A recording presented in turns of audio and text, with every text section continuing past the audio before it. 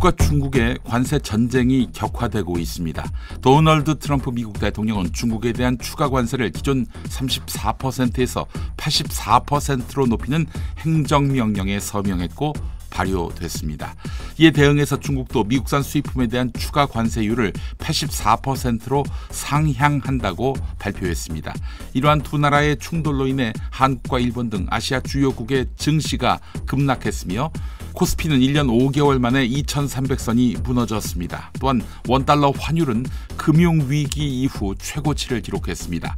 트럼프는 중국을 제외한 다른 국가들과는 맞춤형 협상을 진행하겠다는 뜻을 밝혔습니다. 김영민 한덕수 대통령 권한대행이 헌법재판관으로 이완규 법제처장과 함상훈 서울고법부장판사를 지명한 것에 대해 김정환 변호사가 헌법소원과 효력정지 가처분 신청을 헌법재판소에 제출했고 헌재가 접수했습니다.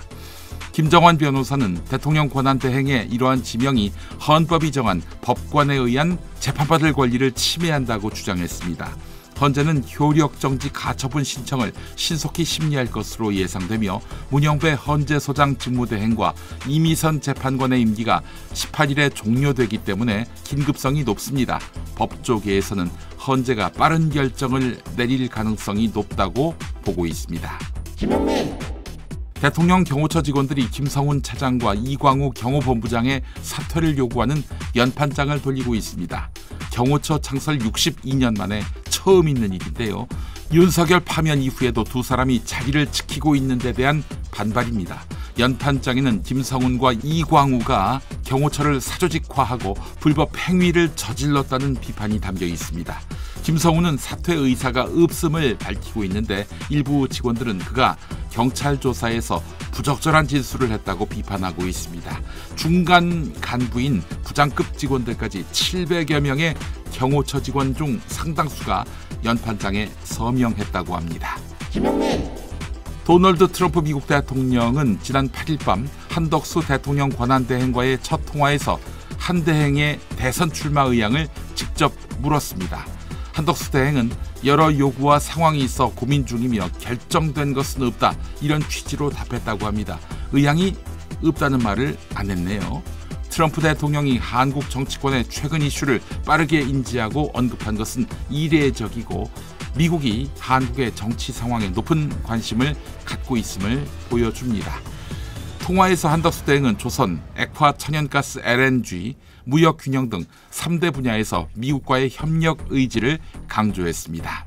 김영민 서울시는 지난해 집안 침하 우려 지역을 파악하기 위해 집안 침하 안전지도를 제작하겠다고 발표했지만 실제로는 지하시설물의 위치만을 표시한 우선정비 구역도를 작성하는 데 그쳤습니다. 이 지도는 지질조사나 레이저 탐사 없이 지하철역, 수도관, 가스배관 등 지하시설 밀집 지역을 우선 관리 대상으로 표시한 수준에 불과한데요. 전문가들은 이러한 자료로는 깊이 10m에 이르는 싱크홀을 예측하고 대비하기 어렵다고 지적하며 정밀한 지질조사의 필요성을 강조했습니다. 서울시 관계자는 현재 기술로는 싱크홀 예측이 어렵다는 점을 인정하고 있습니다. 김영민 정부가 올해 기초학력 보장 예산을 전년도 5,411억 원에서 1,298억 원으로 대폭 삭감했습니다. 기초학력 보장법의 취지에도 어긋나는 결정입니다.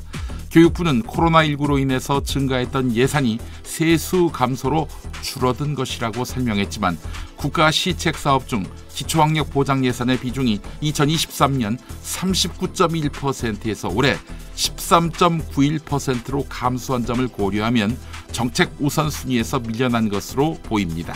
이러한 예산 삭감은 교육 격차와 불평등을 심화시킬 수 있습니다. 특히 초등학교 저학년의 기초학력 부진이 상급 학년으로 누적될 경우 학습 포기로 이어질 수 있다고 지적했습니다.